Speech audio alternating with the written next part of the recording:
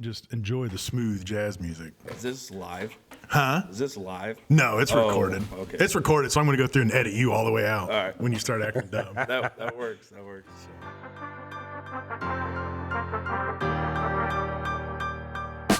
Hello, everybody, and welcome to the Hunted Podcast. I am AJ Cox. Next to me is Levi Mason, and we got two guests with us. We won't quite introduce them yet. We'll keep that a little suspenseful for them. They're a little nervous. Going to keep running this for them. So if you want to see what me and Levi are up to, make sure you go through, follow us on Facebook, Instagram, YouTube, and all that good stuff. So we're going to keep this good, quick, and in a hurry because this is going to be a good, fun podcast. I want to get these new guys going here and talking about their good kills and all that good stuff. So we're going to jump right into our sponsorships. As always, we're brought to you by Rec Broadheads. I don't know if this is going to come out before or after ATA, but either way, make sure you go and check them out. They got a new head coming out. I'm really excited. I'm pretty sure that during the ATA is when they're going to do their big reveal for everybody. So make sure you go and check out Rec Broadheads, see what Matt's up to. Wild Oak Whitetails Buck Lure. Man, that always gets me. So you need some good old deer pee, fresh, one deer, one bottle. Make sure you go check out Corey. Let him know, man. But you're going to almost have to get in line because as soon as he gets it, it's almost out the door. And then also doing something special down at the ATA's, Dominant Strands Bowstrings. Lewis has got some new stuff coming. Matter of fact, I just talked to him the other day about kind of what he's got going on, some big things coming. We are very excited for Lewis and can't wait to go through and share all that stuff with you guys. ECW Hunting Calls. As always, man, go check him out too. See what Jeff's up to. Man, he's always spinning them calls and getting them all put out and everything. He just gave me and Levi some snow goose calls the other day. We can't wait to put them bad things to work here before too long. Buck calls and everything else. Did us good luck this year, so very happy to have him. Marath Welding, make sure you go through and check out and see what Evan's up to. That's almost pretty much the only way that you see what he is going on because he is like a fart in the wind nowadays to where he is here, there, and everywhere. Levi was asking me about him the other day. And I told him that I haven't seen him in about 2 months, and the only reason that I saw him is because I happened to just run into him at his shop. But you need anything welded, fabricated, anything like that, make sure you give him a look and a phone call. He'll be more than happy to help you out. We got Hex Suits next. Oh, man, I'm kind of excited to see maybe if they're doing something special for ATA. Mike said he's kind of got some things in the works. I think they got some sweatshirts and some other stuff now. So I imagine, with ATA companies might come out with something a little special too. So hopefully he does and we can see what's going on with that. Got Nature Made Jewelry. Got Levi going through and doing all those. So if you need anything fancy for, whoever's special in your life or yourself, make sure you go check them out. He goes through and takes all them old antlers and turns them into beautiful jewelry. And then National Land Realty. Also with Levi, go through, you're looking at some property, wanting to buy some property, wanting to sell some property, absolutely get a hold of him. He'd be more than happy to help you out. Backwoods Premium Wildlife Products, man, their stuff is awesome. You want to see some pretty cool stuff and some, some really deep thought into something that you would think is really simple because it's just seed. Go through and check all of them out. They got stuff on YouTube. They got some small videos and everything on kind of how they came up with some of their ideas and what they do and why they do it. It's very interesting. And then he's not sponsored by us, but he goes through and helps us out, does our hats and all that good stuff, is George with Redbeard Custom Engraving. He goes through, doesn't have to be hunting hats or anything like that. Make sure you go check him out. He does school stuff. He does some funny hats. He does a whole bunch of these different types. He's dibble-dabble on all of them. So make sure you go through and check them out. So one more time, make sure you go through and check out everybody that we just went through and check them out on their social medias and see what they got going on. So now we are falling into the part to where holds a little special spot into all of us here because actually the two guys that we got here, they are definitely or were some type of first responder. So thank you to you guys for that first off and all that. But with that being said, if you got anybody that's a first responder and you want us to give them a shout out, let us know and we'll be more than happy to, give them thanks and all that stuff. Well, matter of fact, while we got in, I should ask you guys earlier. You guys gotten any military, police, fire, anybody that you guys know, grandfather, anybody like this, grandmother, pappy, peepaw, anybody like that maybe you want to say thank you to or anything? Just anybody that puts their life on the line. Whether it be, fire, EMS, police, prison, military, I mean, I don't care what it is. I got a lot of respect for people that put their life on the line every day. So. Every day, dude. And I know both you know that stuff firsthand. Yeah. You got anything you want to say, Zach? You still just going to sit there? Still taking it in. All right, sounds good. All right, awesome, perfect. So this is the part where we're going to go through. We want to give a little moment of silence for these people that have passed away, that have gave the ultimate sacrifice. It's just our little way of saying thank you. So just give us a few moments here, and we will be right back.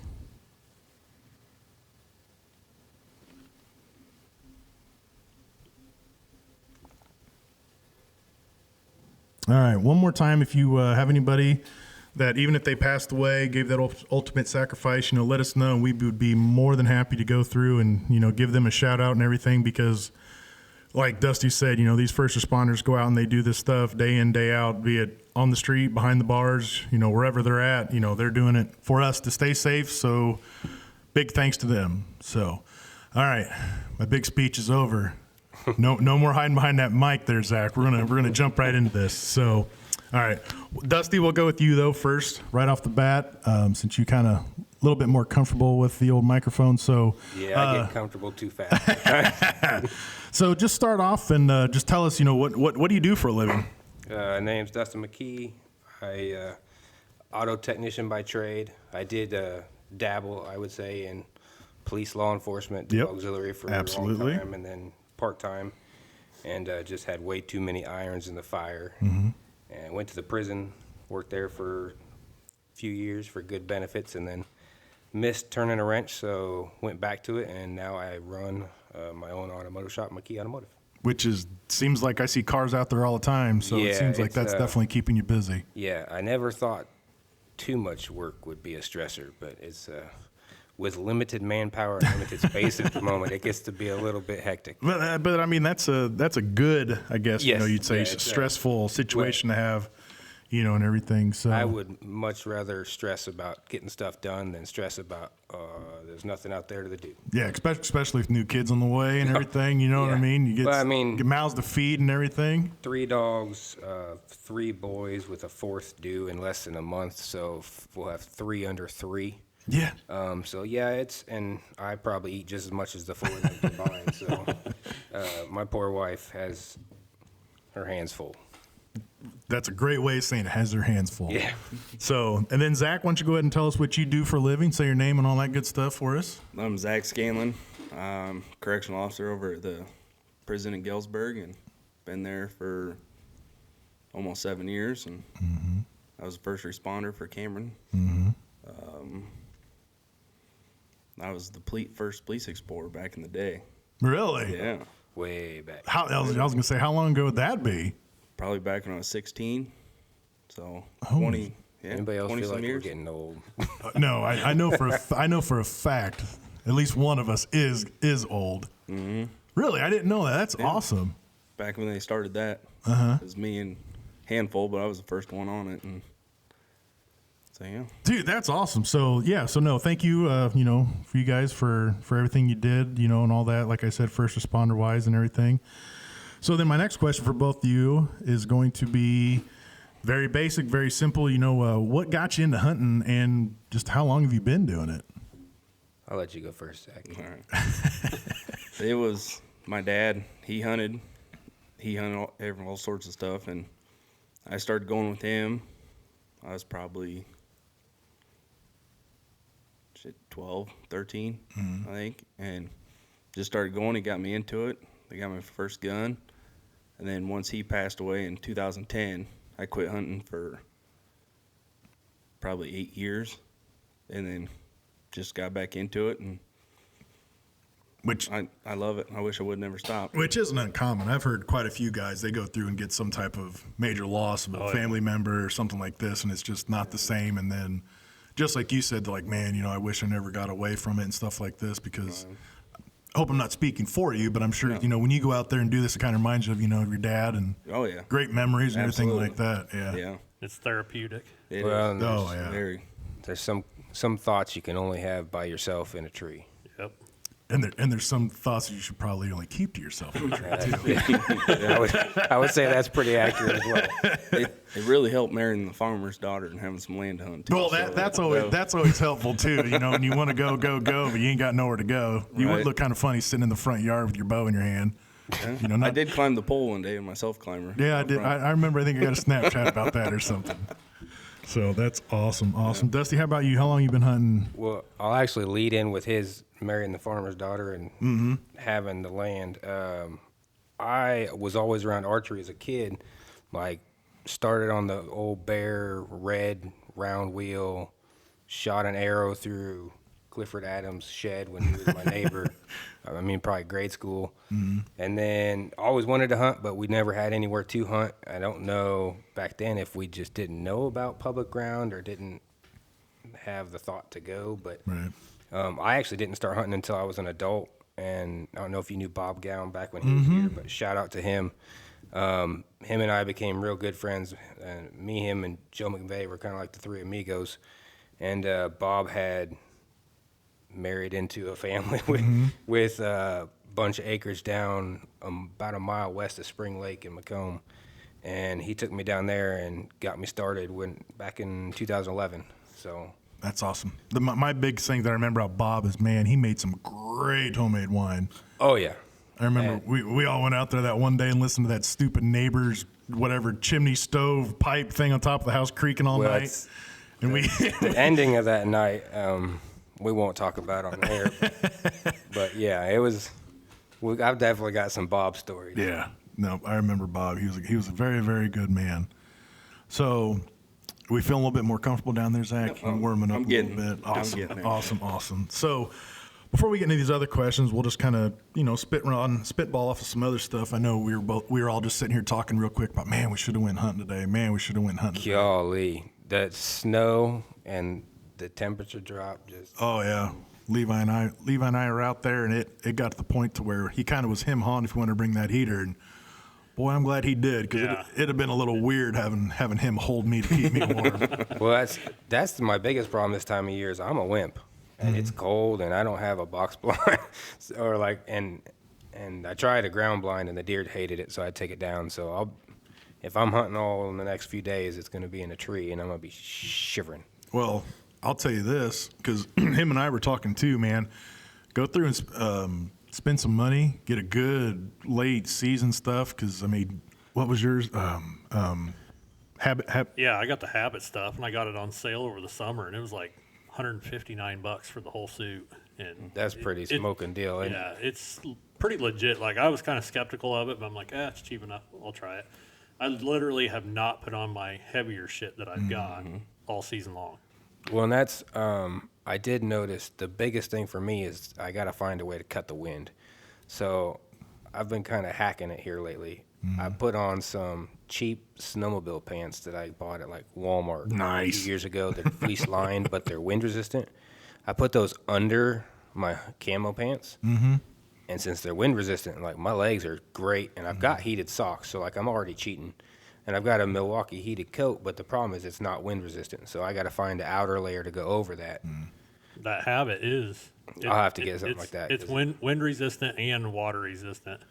And then, I got the pants, the jacket, and the vest all for like $159. And that's it's worth it. Cheap when it comes to Yeah. Oh, I mean, absolutely dirt cheap. And I know you said cheating with the heated socks and stuff. No, brother. Dude, dude, I got hand warmers. Dude, I got a heated vest, socks. Have you ever tried those booties? They go over your boots. Over boots? Yep, I got some. I was just telling him about those. Oh, I used those last year, and they're amazing. Oh, yeah, absolutely. And I don't know how much yours were. I think I bought mine when they were kind of first coming. I think they were like $70, $80. I don't know. Mine's left over from all my dad's stuff. So so you got some old ones then. Yeah. They're real nice. But, yeah, those are 100% a big thing because, like you were saying, with cutting the wind, man, I don't care heated socks or nothing, man. With your boots are on there and the wind starts blowing on them and getting them cold. Yeah, that wind's no bueno. So we went out today. My guide was nice enough to let me go out. Got me in range of one deer at the end, but we saw, I'm not a shitting, probably 75 of them out there. Wow. It was, God, I bet the last 2 hours of light. Right. It was just a constant parade. And he was looking one way, I was looking another way. Hey, coming this way. Hey, coming this way. Hey, coming this way. Yeah. And then towards the end, he's getting ready to get down because we're getting ready to run out and go eat dinner. And, somebody had to go to the bathroom real bad. Bladder was hurting. Been there before.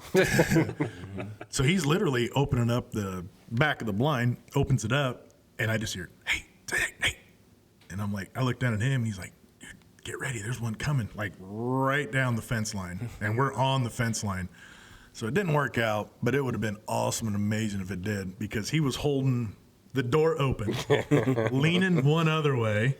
And I'm no joke, if she would have stayed there a little bit longer, he was having about 300 and some feet of arrow just flying right by his head. Yeah. So it was most definitely a good day. My cameras didn't really show a bunch, but was yours today too, or was yours yesterday? Last night. Last night, yeah, right before that front came through. Yeah. So I've never seen him before either. which this time that'll do it. This is the time. Do you have pretty good food on your farm? Not really. It's the neighbors. They just pass through ours. The neighbors own 1,800 acres. Oh, wow. They manage it, and they got food plots, so they just cut right through. Nice. We got a nice big valley that cuts right through it that they'll hide down. Yeah. So Nice. So do you think they're like bedding on your side then, and then just going to? no, the food? they right where my camera is. It's on the south side of our property. So they come right from, I don't know, probably 200 yards south of my camera. Every morning, you can see them come by and go north. Every time at night, they go back south. I tell you what, though, I think It's easy to time them. if I had to pick, I'd rather have a three-way, because if they're bedding there, then you got to worry about bumping them. Right. Oh yeah, absolutely. Like we ran And if into it's tonight. if it's the food, then you got to worry about Getting out of bumping there. them when you leave. well, So if you can be in the cutting them off spot, that's kind of nice, because They cut through, but you got to figure out which path they're taking that day. right. But I mean, the nice thing is too, those. I mean, you're not worried about trying to put plots out there, do this or do Right. that. Like you're keeping a lot of human pressure out of there, Right. just by having them cut right, Yep. right through to where you're going. So that's I would say that's a huge benefit for I might put in a couple smaller ones just to. like a kill plot or two. Yeah. Yeah. Well, Nothing I huge. wonder if you couldn't manipulate so that instead of having to wonder which path they're going to take, make it so they want to take one. That's what I'm going to work on next year. Chainsaw 'Cause and then- knock them off. Yeah, you start. They're for as not lazy as they are, they're lazy. Mm-hmm. So if you make it real convenient to come down a nice, Yeah. Oh, yeah. Nice big old right, open gate for them to come through Yeah, and everything. that's- Yeah. That's my plan. one real nice easy lane that happens to have a couple stands set up for varying wind conditions. But and that's a big thing too, is the different conditions. Make sure you're not going to go through, like you were saying, because you don't go through, bump them out, throw them out, or booger I've done them up that. and everything. Yeah. That's why I just bought a new climber. So now I can just, don't matter on the wind. I can hunt wherever I want. So I meant to ask you, when you sent me that picture and stuff, are climbers really worth the shit out here? Because all the tree branches and everything. I mean, do you That's gotta what I cover- was wondering too. Like, I don't want to have to saw 9 million sticks. I've hunted out of them for years, and I loved it. Yeah, I mean, it's- I carry a saw with me, but I always try to pick a tree that's in the general area of what I want to be or where I want to be, but doesn't have 9 million limbs. Right. You It's gotta actually, trim if you start looking for trees, you'll notice them a lot better Oh than, yeah.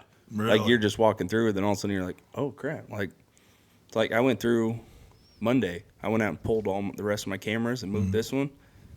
And I just started walking through it, and I found 20 different trees in no time. See, that just blows my mind. Because every time I think of climbers, I think, down in Alabama, and they got nothing but straight trees everywhere, and, tree rows and all that. And the thing is, you don't really need a straight tree because, you can climb it and you can set it however you want. So you have a tree that's leaning, you can't put a ladder stand in. All you got to do is readjust your climber, and you can sit on that tree. Yep. Really? Yeah. No, I've never messed with one before. That's I've been in it twice, and I bought a new one. really. First time we went down to Ramsey State Park, me and a couple buddies, and they're like, we're taking climbers. I'm like, well, I have one. I've never used it, but let's try it out. And first time ever, it was amazing.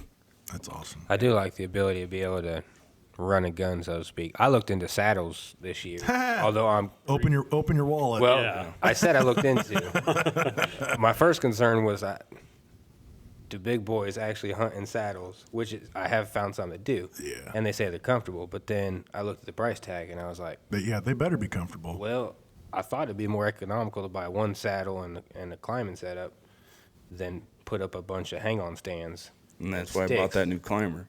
I ain't getting in the saddle. Oh yeah, big boys like me and you. No, Being in it be fun. It's getting up and getting set up in it and then getting down. Oh, I just couldn't trust a piece of rope to no. no joke. When I used to guide 20 years, close to 20 years ago, we had a guy that I'm still friends with him today. But back then he was a semi-pro football player, semi-pro lineman. Dude was, I don't know, pushing 400 pounds. That was when saddles first came out. That was before, saddles were cool. Right. And he would get in a saddle and get 20 foot up in a tree. I'm like, dude, you look like a fucking grizzly bear up there. But See, now, I think I'd be comfortable in one. And if they didn't cost what they cost, I would probably buy one. yeah, Because I've got a 13-year-old that's going to get into it next year. And they're like, well, sweet, I'll just get us each a saddle set up. And then, because we got 3 permission properties, I was like, I won't be able to move stuff around. And then I saw what they cost, and I was like, well, I'm going to have to rethink this strategy. Like, I've got one good hang-on that I move from property to property, which has bit me in the butt a few times because I've wanted to go hunt one property, and it's hanging at Hanging in another one. Yeah. Going back to the ground blind thing, you're saying you had to pull your one blind because the deer didn't like it. What was deterring them from it? So it's out at a mutual friend of ours, and Oh. I had to hang on one end of the property, and that was a good side of the property, but a lot of the deer were coming from the north side, which there are like no trees.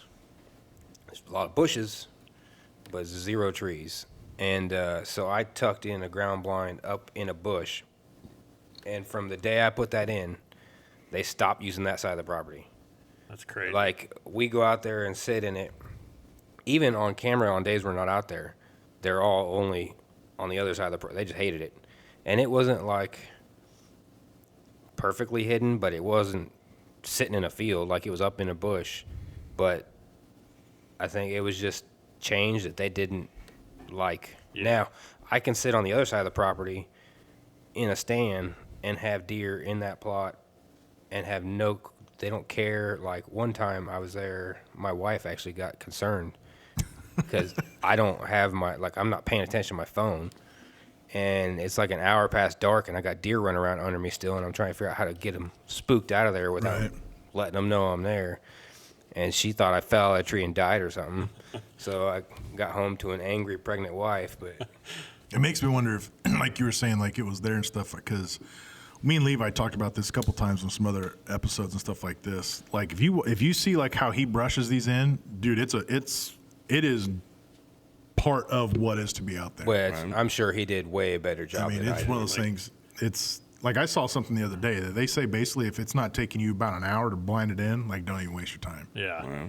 Yeah, I can't remember who it was the other day. It might have been Josh Bomar put one out in a standing cornfield on the edge of it, and it took him 2 hours to get it brushed in, but it looked legit. I mean, Well, like we were talking for Kiski, dude, he's he's a the master of it. Yeah. And he's sitting here and doing this and doing that, and I bet if you even gave him like a bright white, bright orange, whatever tint, I guarantee he would make that thing look like all the corn and everything he's got around him. So I'll bet that's what it was. It probably was enough out there to Yeah, and where. I'm sure it was just enough of a change, and it wasn't hidden well enough, but I was kind of a victim of my own success with that ground blind. So last year, I bought that ground blind because at a different property, the does would always travel this one corridor where there weren't any trees.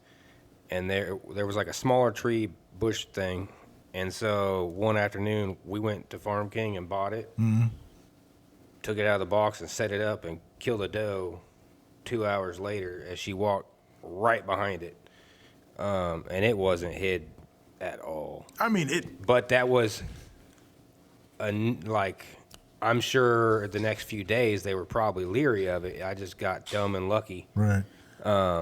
I mean, it absolutely it could happen. I mean, there's people that they just do the same thing you're saying, throw it up and go. But I'll bet. Oh, I'm sure much it was more beneficial if you'd go through and brush that bad. Yeah, I think it's anything you can do to make it so there's less noticeable change for the deer is obviously better. So, all right, since we're talking about some deer killing stories, so you both killed good deer this year. So, one of you want to go through and kind of walk us through with the first thing and how it all went down? I only killed a doe this year.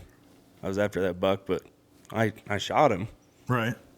And then 2 hours later, went back out there. Well, I bumped him up trying to leave, and I could still see my arrow sticking out of him.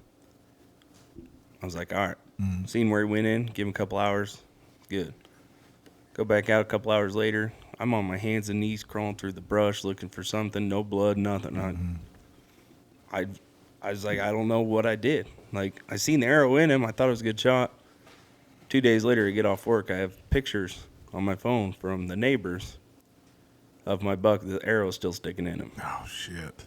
Shot him a little too high in the loin, and full arrow, still right in him. Got him on 2 different cameras. It's crazy what them things will take. Oh yeah. Like, I'm sure you guys have seen that video of that buck Yep, I already walking know what you're around talking with his whole about. top His whole, half Yeah. gone. yep, everything. It's You can like, see his shoulder blade moving and what everything. in the world? Yeah. Yeah. It's amazing that we kill these things at all, as tough as they are. Oh yeah. Toughest animal alive, as far as I'm concerned. Oh, Well, yeah. like the doe I've got on camera. Yeah. I've got a 3-legged doe on camera, and she's not an old deer. Like, you know, I'm guessing she either got hung up in a fence or maybe a coyote attacked her when she was a fawn, something, but she's missing 3/4 of her back leg, and she's getting along like nothing. And I call them timber ninjas, because, like, Oh, yeah. how can a 200-pound animal with a rack way bigger than me walk through the timber and not make any noise? And I sound like a herd of wild buffalo. That's kind of what we were talking about today, too. I mean, with them going through that CRP. I mean, we'd be sitting there looking, and all of a sudden just be like, oh, shit. I mean, Yeah. just you dead turn quiet. and there's a deer standing 10 dead quiet. Hey, and hey. they'd be Yeah. within about 100, 150 yards of us after they just walked through, 70 yards of CRP. Well, That's how that buck was. It showed up 5 yards beneath my ladder. I was looking at the doe in the timber, and I just happened to move and see him standing there. It was Yeah, that's like, absolutely crazy. Of course, then you think you hear a deer, and it's a stupid squirrel. you know, Them things, impressive. So did you know that did you have this buck on picture, or was it just No, one it that was- just kind of came out of nowhere? I haven't had any decent shooters on camera. The neighbors, my brother-in-law, he stays in contact with them. They had because they go through a hit list, like they don't just shoot whatever. Right. They actually go down, and they said there's nothing they were after. So I was just out there sitting in the stand, and this guy popped up, and he's bigger than both the bucks I've shot, and I rushed it because she was sitting down there kind of staring at me. There was Right. no wind. It was like, Just got that old heart pumping, Yep, and that I was buck like- ear was kicking in before it went And down. that's something you can't explain to somebody who doesn't hunt. Yeah. Like, my wife, she's like, "What do you mean you don't remember, like, details?" And I'm like, "I don't know. Oh, absolutely. It's just All I straight- know is I could feel my pulse in everything, you know, my face." Absolutely. So, Dusty, you want to go through and kind of give us kind of how your Yeah. buck situation went this year? I would say, I guess, most years that I have hunted, I was, like, dumb and lucky. And so I tried to really focus on being halfway intelligent this year, Right. like trying to pattern the deer and learn and evolve my process, which I'm stubborn, so that's difficult. But I had a bunch of shooters on camera at a new property I picked up this year. This is only my second year back hunting after I took a decade off. But the problem was they were all on camera at like 12:30 to 2:30, never anywhere near daylight. And so I just played hopscotch, moving the camera around the property, trying to figure out where I could catch them closest to daylight, hoping that come rut time, it'd push it into daylight, and put it in a little clearing. There's like a path that the farmer has cut through the timber that they ride their side-by-sides on, and there's a clearing at the back of that path to turn around. And I was getting deer pretty close to daylight, but probably still an hour away from daylight usually. But like I had a big shooter buck chasing does, the same 3 does, like 3 days in a row. And you're talking, this would be beginning November. So like prime time. Getting there. Yep. And So I'm like, all right, if it's gonna happen, it's gonna happen like this week. So on November 9th, I got permission from the farmer that owns. So this is like a finger of timber that goes up, and there's cornfield all the way around it. And I didn't want to walk that path because I thought they were all bedding down in the timber. So this strategy that I tried would have worked great had they actually been bedded down in the timber. But this farmer gave me permission to walk through his property. He said, yeah, walk wherever you want. Like, doesn't bother me. So I parked like 1,000 yards away and walked this waterway. And as I'm getting like close to the timber, there's this little patches of trees in the waterway with like sunk down parts. I'm thinking to myself, when I was listening to like Higgins' podcast, this is like somewhere that he would say they would bed down in. And like no sooner did I think that thought, than these 3 does, a little buck, and the buck I've been looking for jump up and take off. And I'm like, shit. Just might as well just turn around and walk back to the truck. And I almost did, but because I was taking off an afternoon from hunting or from working to go hunt. Right. And I still went and sat in the tree. Didn't see anything until right at like the last light on the horizon. I could see this big buck chasing a doe in the cornfield like 300 yards away. And it was like really beautiful background sunset, other than like there's no way you're going to get him. And then they come in at dark and run around under me for 30 minutes and then take off. Was it the same buck? Same buck I wound up killing. No, I'm saying the same buck you jumped up. Yeah, same buck I jumped. So they came back. So that, I was pretty sure, it sucked, but I learned some very valuable information. Now I know where they're bedding down. Oh, yeah, you learn something new every time you go out there. And so that was the 9th. On the 11th, I took the same farmer's property, but I went several hundred yards south, and there was a valley in the cornfield. So I walked that valley in between 2 hills, and it almost straight shots me to my stand. And the wind was out of the west, and they were bedded north of me. So I knew they weren't going to win me because my wind was going to go up that valley and out the cornfield. Nice. And I messaged my wife at 3:15. Or no, first off, all morning I was working. It was a Saturday. I'm working in the shop, doing some extra hours, trying to get caught up from the hours I took off during the week to go hunting. Right. And my phone's blowing up. 3 times in an hour I have that doe, or the 3 does. And then at 1:36, I'm getting cleaned up to get ready to go hunt. I have that buck chasing the does right in front of my stand. And I'm like, oh, crap, I hope I didn't miss my opportunity. But 3:15, I message her, say I'm in the stand. At 3:45, I shot him. So hold on. So you had a picture at like 1:30. Yep. Of him chasing the does headed towards where I had bumped them from 2 days before. How long of a drive did it get to where you're going? I'll say 10 minutes maybe. Oh, okay. But no, I'm just going by the time you got ready and everything like this, you probably out there, what, 2? No, I walked in, I got to my stand and messaged my wife to say I'm in the stand at 3:15. And you killed him at? And at 3:45, I shot him. So at 3:30, 3:35, right? Must be nice. Yeah. Even a blind squirrel finds a nut every now and then. But that literally, right from where I'd bumped them a few days before, here come the does. Here come a little buck behind them. I'm like, all right, where you at, big boy? And sure as shit, here he come right behind him. Walked up to, I want to say 14 yards. But the exciting part about the kill actually is, so I'm, of course, feeling my pulse everywhere. Yeah. I'm shooting these new broadheads that are a little bit longer than the broadheads I used to be shooting, blade-wise. And I have a stupid habit of keeping my left pointer finger on my arrow, so when I'm drawing back, it don't rattle. Right. Won't do that again. Yeah. No, I have, but try not to. So I pull back. I've got 3 does, a little buck, and a shooter buck all within 20 yards. Get to full draw, and as I'm pulling back, the back of that broadhead sticks in my pointer finger.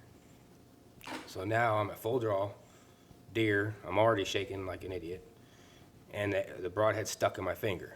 So I try to pull my finger off the broadhead, and instead I managed to pull my arrow shaft off the nock. Oh. So I'm at full draw, a knock on the string, an arrow bouncing around still attached to my finger, and deer. So what I wound up having to do, and I really wish I somehow self-filmed because I'm sure I could win a lot of money. I used my mouth to grab the arrow. Oh my God. Put it back on the nock, hold it, get my finger off the broadhead, turn the arrow to index correctly, and shoot all these deer. So like the stars aligned, the good Lord himself must have wanted that deer to die. Oh, I'm just seeing if you slipped that up. Could you imagine taking a string across the face? Well, and I bled for a good 35 minutes after I shot him. So, I mean, I stabbed me with the broadhead before I stabbed him with it. Yeah, to bless it. Well, I mean, if that's what it takes, I'll stab myself before I get to the tree. Because he wound up he was 13 points. I had a 14th broken off. I want to say I'm not real good at aging deer, but I've had several people that are a lot better than me, and they all think he was like 4.5, 5 years old. So, by my standards so far, that's pretty decent. Oh, yeah. No, Especially for around here. Right. And not trying to throw salt in the wound, but you shot him back a little bit, right? So now the only reason I don't feel as bad as I probably should about that is that it was a giant cluster.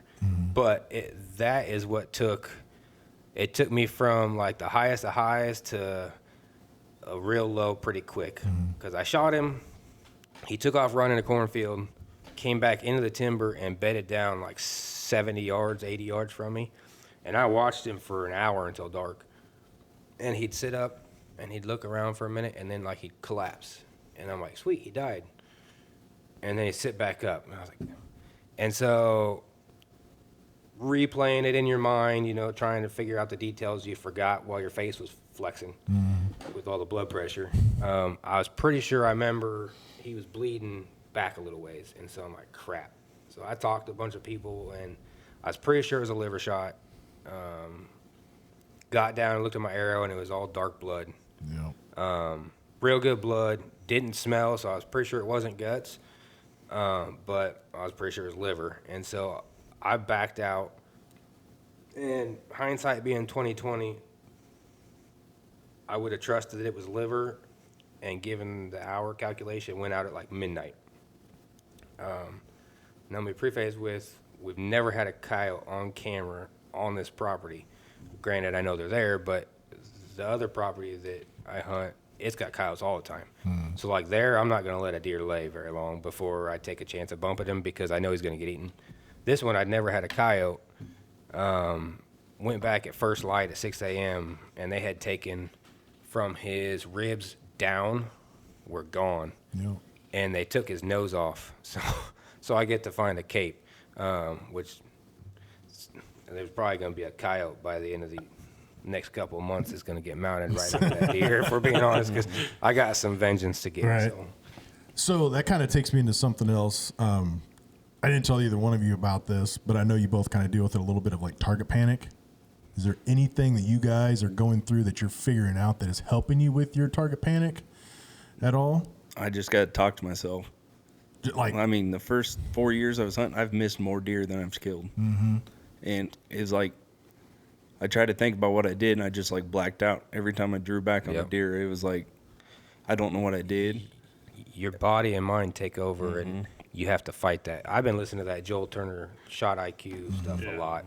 And so what I've been doing is in my shop, I can get like a 15-yard shot.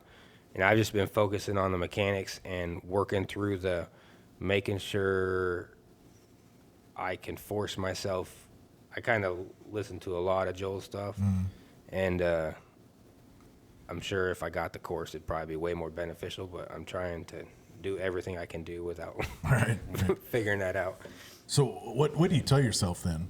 I just aim small, miss small, basically hunker down? Talk myself through it, because the biggest thing I was doing is, like, target shooting, I was killing it. I get up in the stand, the biggest thing I forgot was bend at the waist. I just kept dropping my arm, and because I just get rushed, and it's like, oh, if I don't shoot him now or shoot now, I'm not going to get the chance. But the one time I remember is the first time I killed my buck with my bow. That was like, I seen him coming, and like I just literally, everything slowed down. I picked the spot because I knew what trail he was on. I drew back, and I was literally like, all right. I checked my level, my sight bubble was level. I remember to bend slowly at the waist, and I was just sitting there breathing, and it was like, I don't know. I think as long as you I can remember everything. It was slow it down and not go into autopilot and just, I think I jerked the trigger is my problem. Right. Which is, I was terrible with firearms when I first started. I would either hit the bottom of the target or miss it, and Larry trained me out of that. Yeah, I went through some stuff with my bow and everything. I don't know why this year, and I found a humongous part of mine was like you were talking with Zach. Like I would lean over. I wouldn't be like hinging, bending. Yep. And it, like you're saying, it made a humongous difference. I mean, just because my target panic was kicking through for like when I was actually shooting targets. I mean, I legit went through. Like I took my bow down to Lewis, and I was like, "Dude, you got to fix me." And he went through and put some new strings on me, which the strings had a little bit to do with things were a little wonky and everything like this and that. The confidence thing, though, I bet it has a lot more to It was massive, dude. Like, I mean, I was blowing Levi's phone up. Like, dude, I don't know what I'm going to do. I'm going to hunt with Danielle's crossbow this year. Like, I can't. Right. Dude, I mean, my arrow flight, one was going to the right, one was going to the left. It was just dropping. So. And like as a man, you don't want to admit that, oh crap, something's going. But like the only thing is, I mean, look at professional archers; they deal with the same thing. So it's all about figuring out what works for you and what keeps you in the same process every time. Yeah, and if you can't ask, one of your good buddies, like, hey man, can you give me your 2 cents or something like this? I'd say you're dumb. Yep. I mean, because it's I always say, like, you can't fix what you don't know is broken. Yep. And a lot of times it's something so simple. Yeah. But it's just such a huge mental block. Like I've been bow hunting 25 years, and I've been through, I wouldn't say about every sort of target panic out there, but I've been through a lot of it, and majority of it just boils down to being mental. Yeah. Like you just get so far up in your own head, and then you just keep fighting it and fighting it and fighting it, and then it just gets worse and worse and worse, and then finally, you're just about to give up, and then you just get back to the basics. Yep. And start there again, and then just work your way back up, and you come out of it. Yep. It's just you just get so much up in your own head. It's crazy how much a whitetail can screw with your mind. Like, Oh yeah. there ain't. I've ridden bulls before. Like I did that in college because I was real stupid, and that's an adrenaline dump. But I tell you, I don't know how your systems can all shut down so efficiently. As when, and I even do it when does come in. I'm just like, I don't know. It's exciting every time. That's part of what like hooks you. So, I'm not saying you're over it, but do you guys think you're better with it? Like what No. you're kind of like you have to still. If I have deer come out, like I'm fine. I'm sitting there watching them. It's all good. As soon as I pick out the one I'm about to shoot, and I know I'm about to shoot, I'm like a little kid. I just stand up. I can already feel myself. I just got to sit there and like take deep breaths, and it still gets me.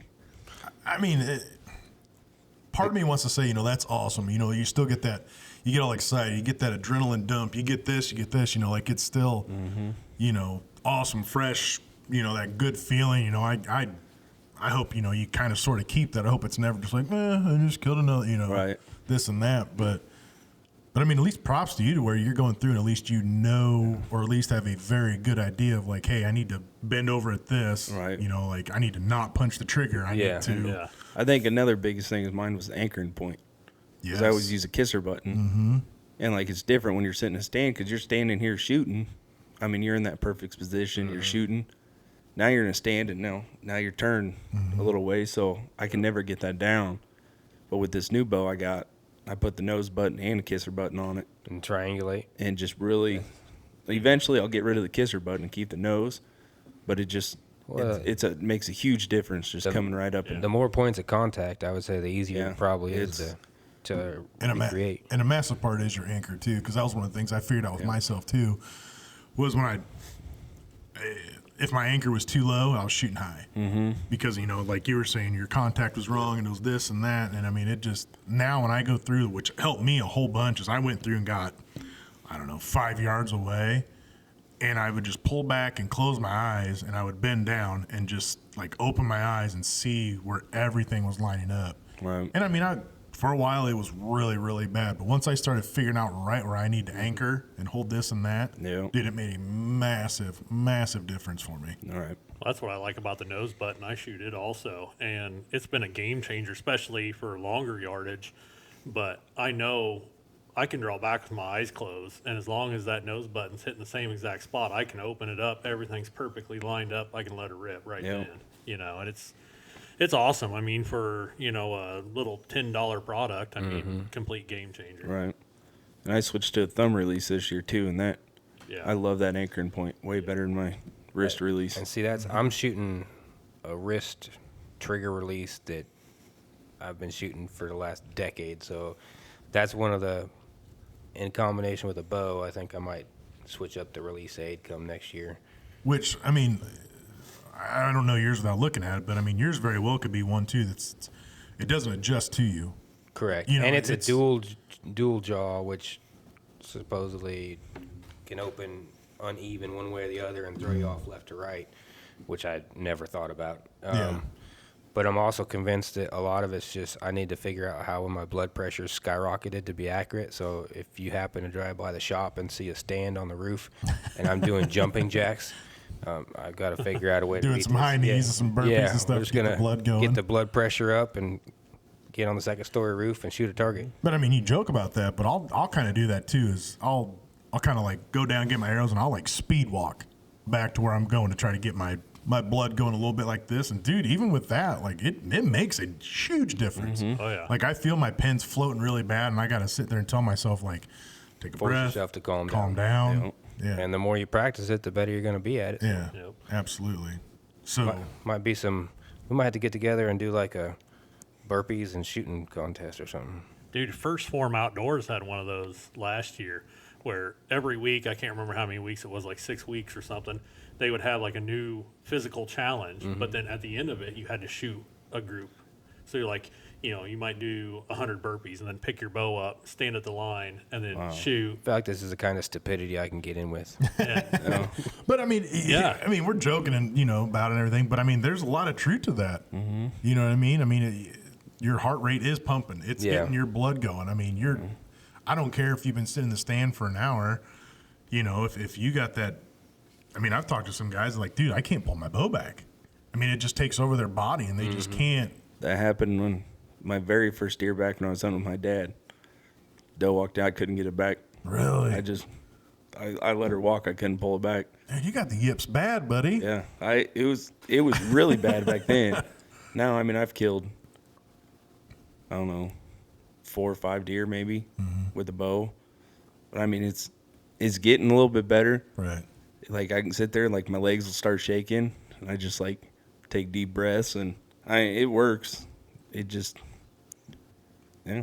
I mean, Except again- on that buck, it didn't work very well on him. Well, I mean, I felt her eyes on me, and I felt rushed, and I just like, yeah. well, even with that though, I mean, it might have been something just as stupid as like you might not have been at your waist. Right. You might not have had, your anchor point in the right spot and everything like this. I mean, absolutely, her looking at you and this and that, getting you all worked up and everything. But that goes back kind of like what Dusty was saying too. Is like you go through and you practice it enough and you do this and that. It should be to where, 15 yards, 20 yards and in, man. I mean, you should almost be able just to grip it and rip it. Just I don't know why, but I've never practiced shooting out of a tree stand. Every time I target shoot, I'm on the ground. I was like, which I need to go do that. But See, that's something. My 13-year-old, he got a bow, his first bow for Christmas this year, and the plan is by next hunting season for him to be a stone cold like it's game on. right. So that allows me some freedom with mom to do what I want in the backyard. So there's definitely going to be a tree stand in a tree. But with you're talking about the tree stand stuff, dude. Have you ever went to Galesburg's the 3D range? no, Dude, That's another thing is I It's want to nice. do some 3D shoots this year. I've talked about joining Galesburg Archery Club. I just never have. dude. I went one time and I've talked to a couple guys at work and we're talking about going. I mean, they got different elevations and they got this and that. And I mean, if you want to go through and like kind of get your blood pumping and Sounds stuff like a little good bit. time. I mean, put a little wager on there. There's some of them out there to where when I went, we wouldn't range, but it was like close enough to where you kind of guessed, dude. I mean, so you're just going off how it feels and stuff like this. I mean, that might be something that's beneficial for you too. Yeah. Because like I said, there's one or two for sure that like you're up on a platform. Yeah. So That's my goal this year. Got a new bow. I'm shooting 10 times as much. That's I've been every day on my lunch hour. Of course, it's easy for me because Yeah, you just open the I door. own the shop. Yeah, I step out back, and but I shoot, half a dozen arrows, probably 6-7 times, and then go back in. Have you noticed? Have you noticed at all since we've kind of sort of been getting a little cooler weather, your arrows acting a little different? Not really. Not that I've noticed. Because I've noticed sometimes when I go through and it gets cold, me and you kind of talked about this the other day. Like once you start how far out do you shoot? I can 20? get 40 in the backyard. What do you usually shoot though? Like, Usually I'm shooting 30. yeah, Zach and I was talking the other day because I've noticed like when I get about 40 and stuff, when it starts getting a little colder and that air gets a Veins little, get stiffer. I think it's more of like the air gets a little heavier and it gets Yeah, that could it's be a too, little yeah. tougher to cut through that wind. So that's like you were saying, shoot on your brakes and stuff. So I would definitely go through and like I know it sucks, but I really try to get out there when it's cold to practice too to see where these arrows are going. To not feel my fingers Well, and when that's- I'm trying to pull that trigger. That's the worst part too. Is you sit in a tree for hours and hours and hours, and you're like cold to your bone, and then you have to pull your bow back and perform. I'm not cold as soon as I know I'm going to shoot. Yeah, You just- My you blood don't- gets you don't- pumping. You don't know no more. I literally just start, I'm like, it Zach's gets up real there, warm. old windbreakers, ripping them old windbreakers. It's Yeah. hot up here, boys. Be like party boy, rip my pants off before I shoot. Oh boy! All right, what else? I know I got some other stuff here for you guys. Oh, you got any big plans or anything for next year at all? I know you guys are talking about shooting your bows more and little this and that, but anything for like your properties, we'll ideas? do 3D shoots for sure. Get the kid out. That's the main thing this year. Is I really want to get my son into it. The last 2 years I've been back hunting. I've been making him come with me and kind of. He just watches, but I told him, I said, I'm not going to invest in getting you set up because hunting's not a cheap sport until I know you're going to get up at stupid hours and go freeze your butt off. And so to his credit, he suffered through it. So he got a bow and we're going to get him set up, and I'm looking forward to that. I'd love to get a cheap camera and get his first kill on camera. Right. Just 'cause that'd be cool. Oh yeah, just throw that pressure in there. Hey, I'm trying to focus you down to have you kill your first deer. Hold on, let me get this camera out. Yeah, good luck with that, buddy. Well, if he screws it up, we can just throw tape away. Tape. Now I sound old. We can just delete it. Tape. So I know you were talking about maybe not doing too much of yours, but maybe just a kill plot or something. I got maybe 2 spots. I want to put a little small plot in. And then I was out there walking around, got a lot of deadfall in like big area, and the bucks from just last year, I've noticed their routes changed already. And I think walking through there, a lot of them trees have fallen down on the backside. So I want to go through and, I mean, the trails are ridiculous. You just walk in, it just, you can be blind, you can see them. Right. So I'll just go clean them up and maybe maneuver a few of them if I can. And Strategically place some things. yeah, I got the great idea where I want to go, and now I got that new climber. I'll just go out, mark a bunch of trees, get them cleaned up and ready. So whichever way the wind blows, I can hunt either side of that valley. How long does it take you to like get your climber and stuff set up to like be able to go? When I went down south, first time ever using, I didn't even know how to put it together to like carry it in. I go out there, and I was slightly hungover, and honestly, it was smooth. I'm thinking I'm going to be out there rattling and clanking. And this was the older Lone Wolf one that had a cable on it. Slid through, put a pin. I literally guesstimated the angle. I climbed up, and I was up, set up and ready in like 10 minutes. Really? Like I said, I'm done with climbers. To me, that's And you don't have to worry about, like, on this one, I'm going to buy an accessory for it. But with the climbers, you don't have to worry about a bow hanger, like screwing in a bow hanger. You mount the one right there on the shooting bar, oh okay. and I got the bow there. And I'm going to get a couple hooks on this side for my bag, so I literally don't have to put anything in the tree. I'm pumped for next year. That's awesome. So, Like I said, I just completely done with those Yeah, things. I've I never just used wouldn't one. think that. I mean, I've heard they're very, very comfortable, Oh yeah. but Mine, yeah. Need I to make- can't wait. Now you're going Need to to see make me sure you trying don't- to climber on a telephone pole. say make sure you don't bring a pillow with you. Yeah. It's got the cloth seat that hangs, and it's got the little huggers on it. Oh, man. It's going to be.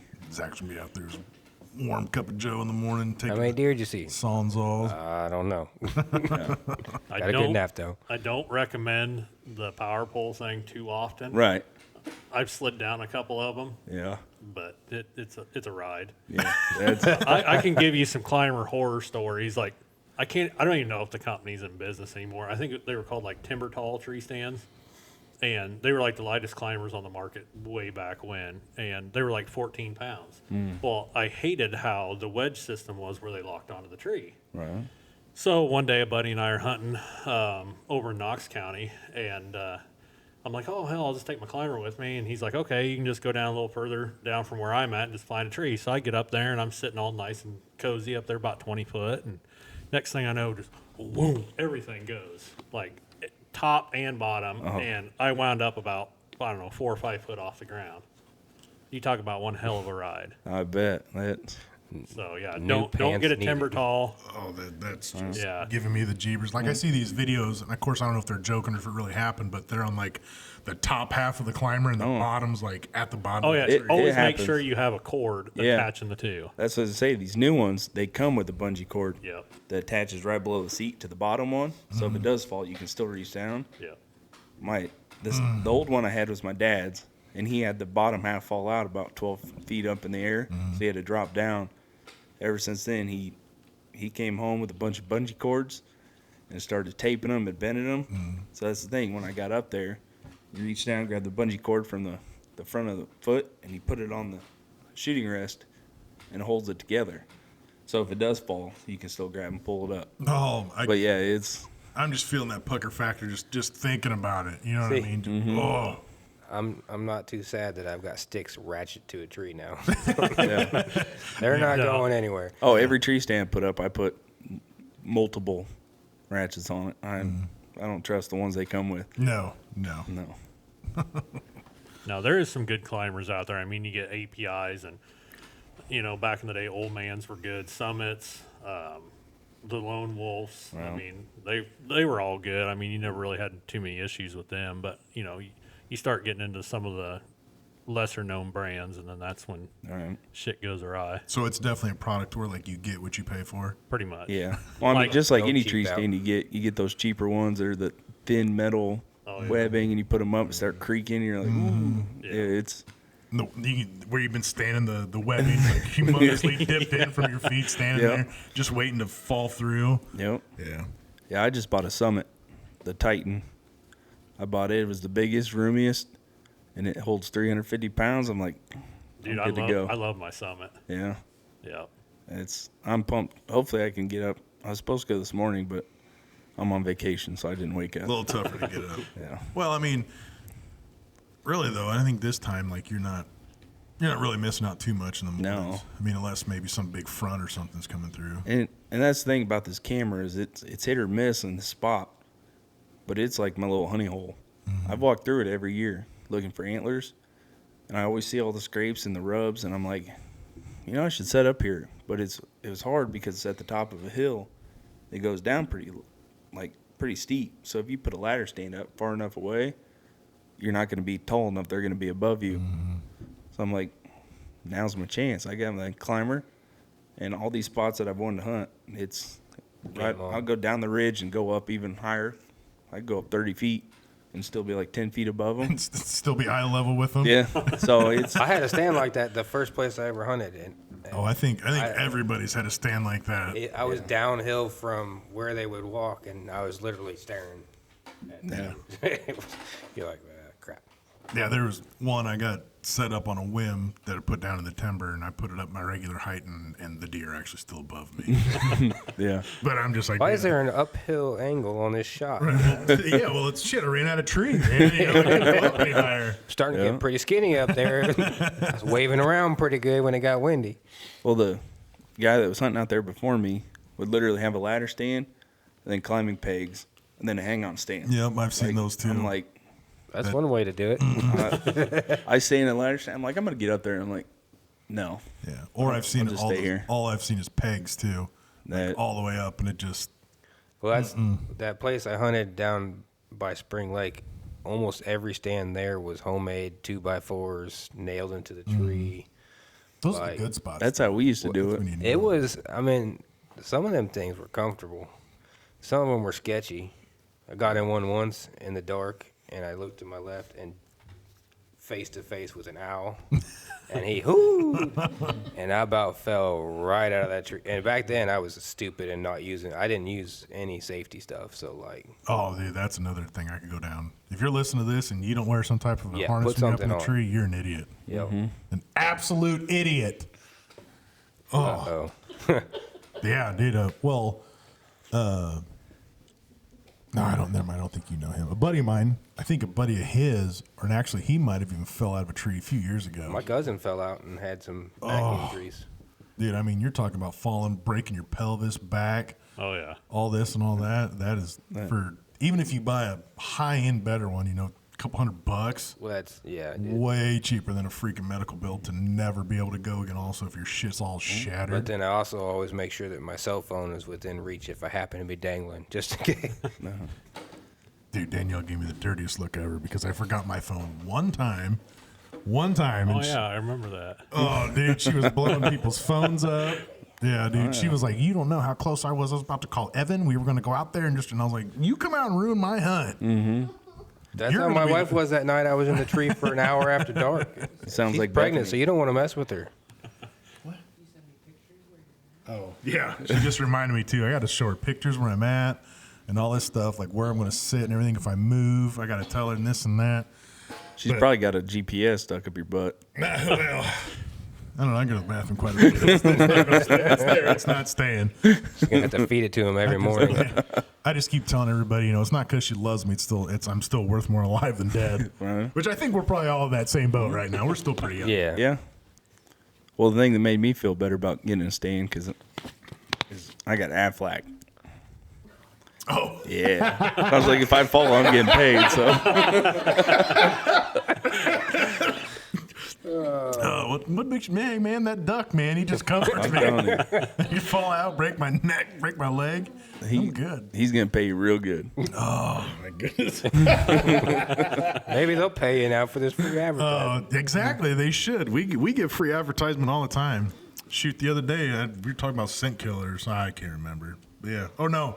Hornady, and I said Winchester and Hornady or something. Hornady thanks you. Yeah, so when all these people go through, they need to start paying up. Shoot. Well, boys, I know it's hard to believe, but we hit that hour mark. I told you. Wow. It was going to go quick. Yeah, I don't Yeah. think it's not very hard to talk for an hour about No. stupid shit. But it's very, very fun. I appreciate you guys coming. I mean, this is very, very interesting, especially, the part about target panic and stuff. That's kind of what we wanted to touch on this time. You know? So we appreciate you with that. I mean, Yeah, appreciate you guys coming, being on here with us and BSing, telling some deer stories, and Oh yeah, we need to get together and shoot some when it's not cold. well, God. the thing is, what scares me is this weather's we're getting almost like late November, December weather now. Well, I've thought all winter that we're going to get winter late, which really sucks because I got some stuff in the works for this year that is reliant on the weather to get started in March, and I bet it's not going to get started. Well, Levi and I were just talking too. Like we're starting to get itchy now for turkey season, and it sucks getting out there Gobble gobble. wearing your late season shit. Can't move. Can't. Yep. It's awful. Absolutely awful. I've never been, but I'm intrigued. oh, it's a freaking It's a blast. blast, dude. Like I did it. Or no, I'm sorry. I never did that. He got me into it. Dude, he got me hooked, and then I took Danielle once. Dude, she's hooked. Dude, it's not a huge thing around here, but You can tell the truth. Is she a better shot than you? at what? Yeah. But yeah, no, it's an absolute rush. I'd say minimally, if you know somebody or something, just to go. Dude, I mean, once you get down in that timber and that first bird rips one off, gee, ooh, I mean, it's a whole nother thing. I get that when I'm deer hunting. I hear all the turkeys coming down. Oh, You hear them out there clucking, gobbling. oh, I want to shoot one with a bow so bad. No, dude, it's different. One comes through and hammers about 5 feet away from you. Oh yeah. Oh, dude. I'm putting in for landowner tags this year, Oh, yeah? so I'm actually gonna get some turkey tags and try my hand at that. That's Heck awesome. yeah. Well, good luck. So- Let us know for sure. Yeah, It's- I've never done anything. I've watched some videos. Like, Dude, I'm we'll telling see you, what happens. It's a freaking blast. Yeah. I love it. Be prepared for another addiction. Yeah, 100%, dude. Especially if you smoke one. Oh, I mean, there's nothing to it. Yeah. And they're, for as ugly as they are, they're beautiful. They're beautiful Right. birds. Beautiful birds. Tastes pretty damn good too. oh yeah, absolutely. Absolutely do. Yeah. So, all right. Well, before we get too much further into this, I am going to call this one quits. So, once again, thanks, guys, for showing up. Thank you, thank you. everybody, for for having us. tuning in and listening and all that stuff. So, make sure you go listen to our other episodes. Make sure you go see what our sponsors are all up to. Let's keep them happy so we can keep doing this. And we will catch you on the next one.